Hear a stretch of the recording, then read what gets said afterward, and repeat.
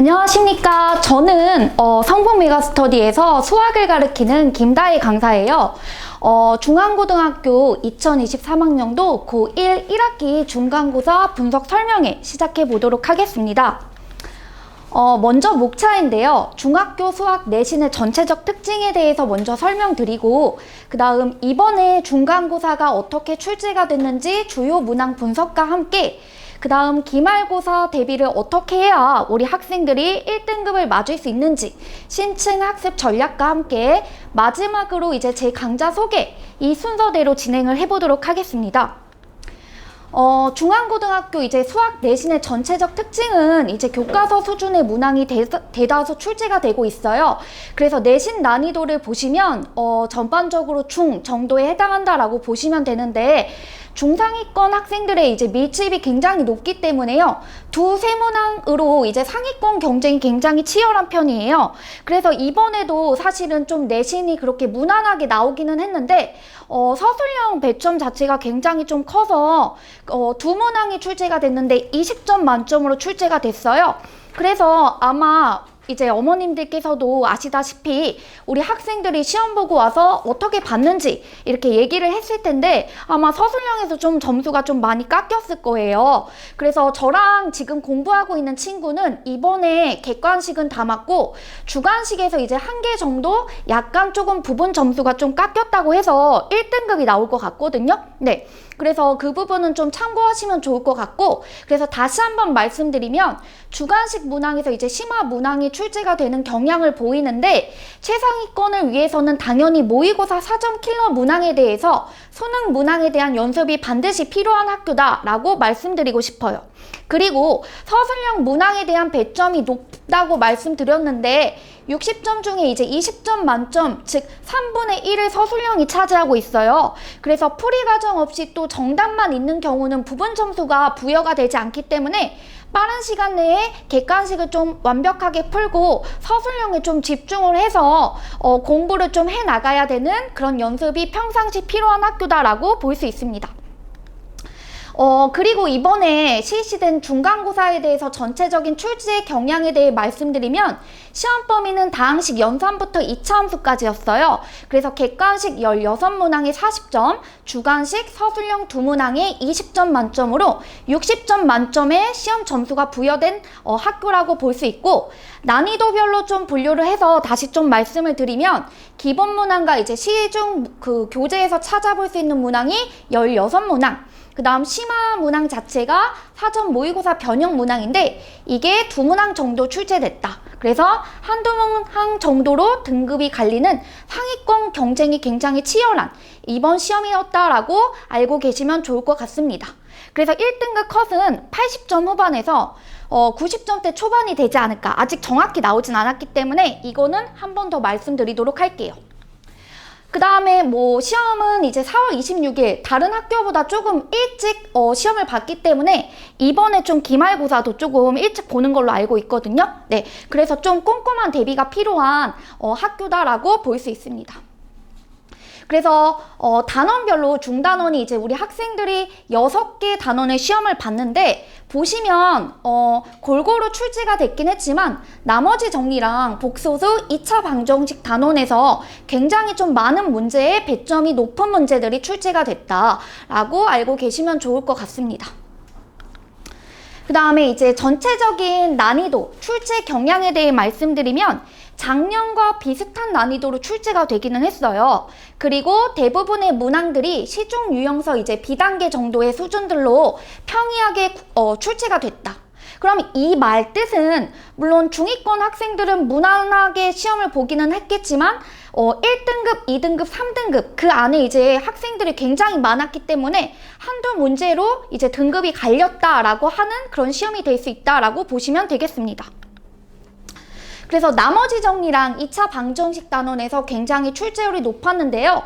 제가 수업 시간에도 우리 학생들이랑 3월달이랑 4월달에 중간고사 대비를 하는 과정에서 나머지 정리는 무조건 이번에 시험에서 굉장히 많이 나올 거야 라고 얘기를 했어요. 그래서 저랑 같이 공부한 친구들은 나머지 정리에서는 크게 점수가 좀 깎인 친구들은 없었던 것 같아요. 한 명도. 자, 그리고 이제 서술형 1번과 2번이 둘 다 어렵게 출제가 됐기 때문에 또 우리 학생들이 중학교 수학이랑 고등학교 수학에서 굉장히 좀 어려움을 느끼는 점 자체가 한 개의 개념을 갖고 중학교 수학의 문제들을 풀어나갔다면 고등학교는 그러지가 못해요. 그래서 복소수 개념이랑 2차 방정식을 연결짓는 이 문항이 100점 높게 출제가 되어서 어떤 친구는 굉장히 내신 대비를 잘했는데도 불구하고 서술형에서 10점이 다 깎인 친구들도 분명히 있지 않았나 싶거든요. 네, 그래서 다섯 번째는 이제 2차 함수랑 직선, 2차 함수와 2차 함수 사이에 그래프 개형을 완벽하게 파악해야 맞출 수 있는 문항들이 상당수 출제가 됐는데 3문항 정도 출제가 되었고 이것도 7번, 9번, 12번 문항이 출제가 되었다라고 알고 계시면 좋을 것 같습니다. 그래서 이제 주요 문항 분석인데요. 객관식 7번 문항은 2차 함수 단원에 2차 함수 단원에서 출제가 됐어요. 그래서 왼쪽에 제가 실어놓은 지금 문제가 실제로 이번에 중앙고에서 기출된 문제고 오른쪽은 이제 3월달이랑 4월달에 저랑 같이 공부한 친구들 제 자체 교재에 실려있는 문항인데 굉장히 유사하게 출제가 됐고 제가 수업 시간에 2차 함수 절대값 관련된 문제는 무조건 시험에 나올 거야 라고 얘기를 했고 굉장히 중요하게 강조를 했던 부분이에요. 그리고 제 수업의 특징 자체가 물론 SA반 같은 경우 제가 제일 1등급 저랑 같이 공부하는 SA반 친구들이 이번에 다 1등급이 나왔는데 그 친구들은 단순히 이제 내신만을 위해서 공부는 하지 않아요. 그 말이 뭐냐면 고등학교 2학년 때는 이제 우리가 고등수학 상하를 1학년 때 배운 걸 바탕으로 이제 2학년 때 수원수투를 배우잖아요. 그때부터는 이제 수능 과목이 굉장히 연계가 되는 실제로 수능에서 출제가 되는 과목이기 때문에 그 부분을 제가 수업 시간에 굉장히 강요를 하고 있다라고 보시면 좋을 것 같아요. 그래서 모의고사 기출 주제이기도 하고 고등학교 2학년 수학2 과정에서도 중요한 개념이다라고 보시면 될 것 같습니다. 그리고 이제 객관식 10번 문항도 2차 함수 단원인데 왼쪽에 우리 학생이 이제 정답을 완벽하게 체크해서 왔는데 제가 이것도 오른쪽에 보시면 제 자체 교재에서 2차 함수와 직선과의 관계, 조건은 정말 동일하고 풀이 방법까지 꼼꼼하게 설명을 했던 문제거든요. 그래서 아마 이게 주관식으로 출제가 됐었어도 좀 좋았을 문제다라고 한번 알고 계시면 좋을 것 같습니다. 그리고 이제 15번 문항은요. 우리 학생들이 인수분해 단어는 중학교 때도 배워요. 근데 고등학교 때도 좀 배우는 이유 자체는 뒤에 단원의 2차 방정식에서 근을 구할 때 좀 항의 개수가 여러 개 주어진 2차 방정식에서 근을 구하는 과정이 앞에 단원에서 선행이 돼야 뒤에 단원을 또 풀 수 있거든요. 그래서 15번 같은 경우도 왼쪽과 오른쪽에 보시면 항이 여러 개로 주어져 있는 경우가 동일했고 인수분해를 통해서 조건을 이용해 어떤 삼각형인지를 파악하는 그런 형태의 문제가 출제되었기 때문에 이 문항 역시도 뭐 어렵지 않게 저랑 같이 공부한 친구들은 다 맞았던 것 같습니다. 그리고 이제 서술형 어머니들께서 제일 궁금해 하실 1등급을 좀 결정짓는 문항 중에 서술형 1번 같은 경우는 복소수 단원에서 출제가 됐고 그 다음 중앙교의 가장 큰 특징 중에 하나가 물론 제가 지금 여러 학교를 하고 있어요. 내신을. 그런데 서술형으로 복소수 단원에서 배점이 이렇게 높게 출제된 학교는 이 학교가 좀 처음인 것 같아요.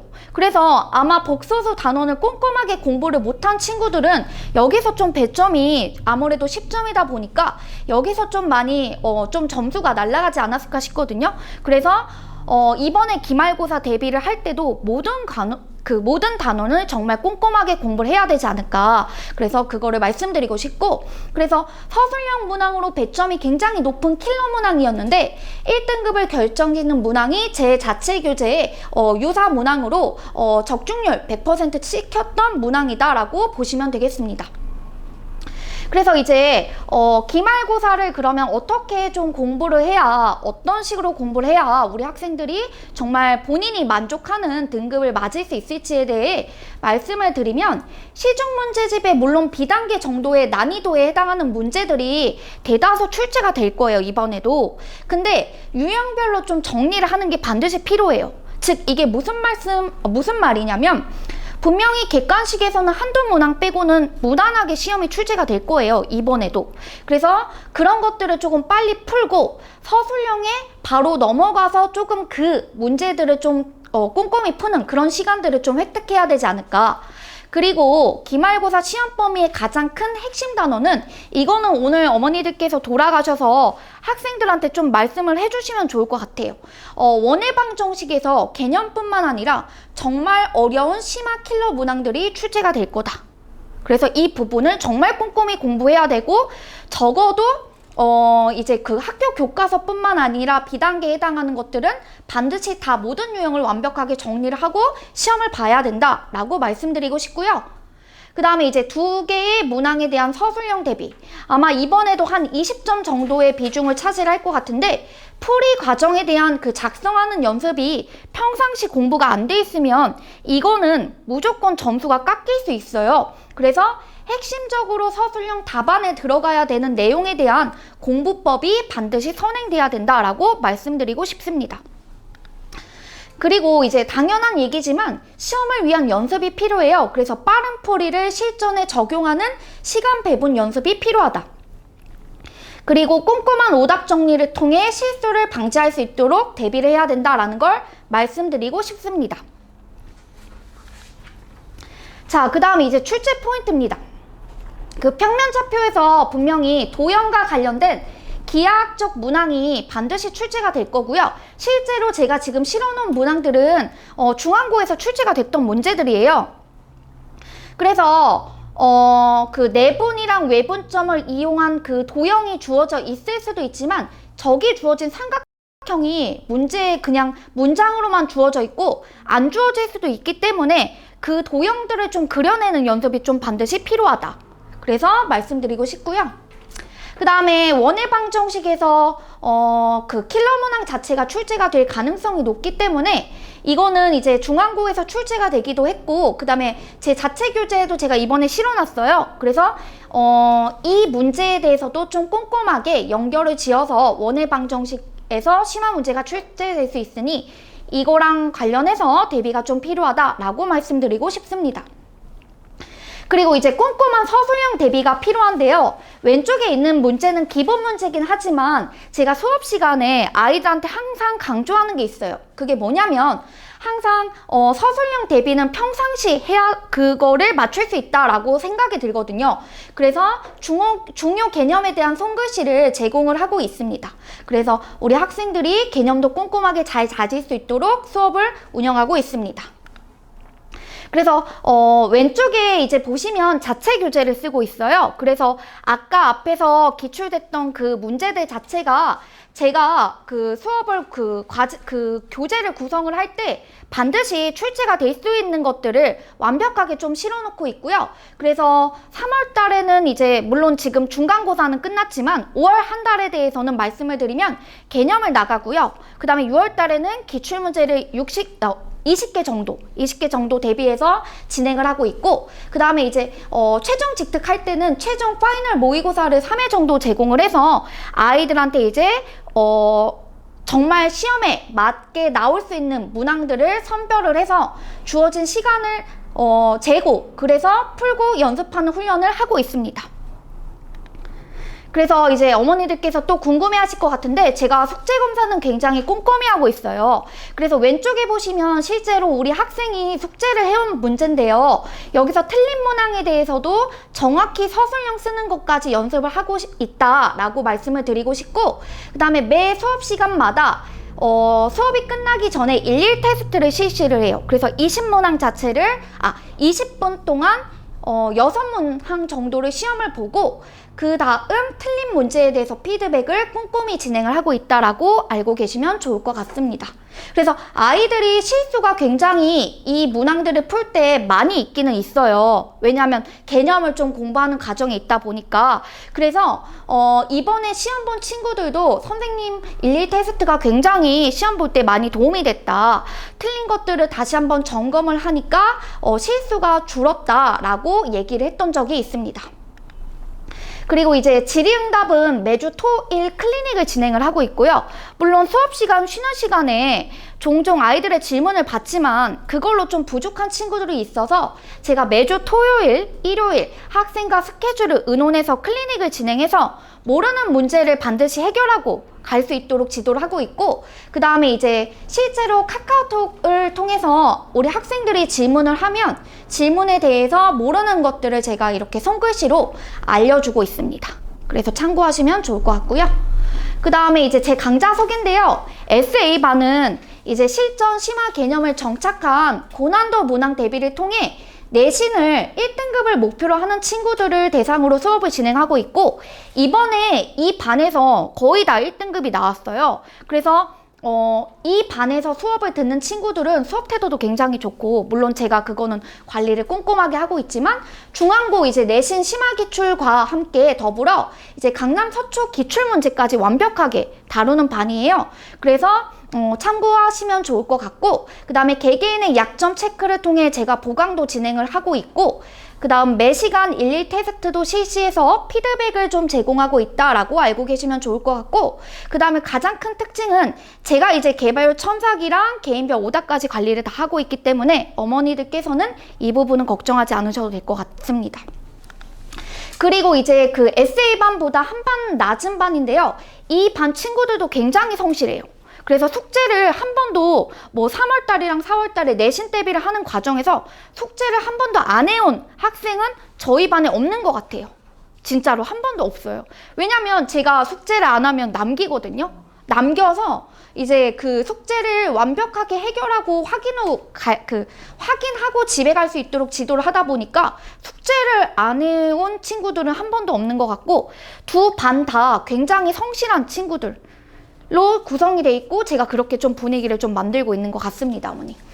그래서 중앙고 이제 핵심 문항이 포함된 기출 유형 변형서를 좀 제공을 하고 있다 보니까 학생들이 이번에도 좀 좋은 점수를 냈던 것 같아요. 그래서 이 반 같은 경우는 조금 그래도 좀 1등급보다는 2, 3등급을 목표로 하는 학생들이다 보니까 꼼꼼한 서술형 대비가 좀 더 필요한 것 같더라고요. 중위권 학생들이어서. 그래서 제가 꼼꼼한 서술형 대비를 좀 더 신경 써서 진행을 하고 있습니다.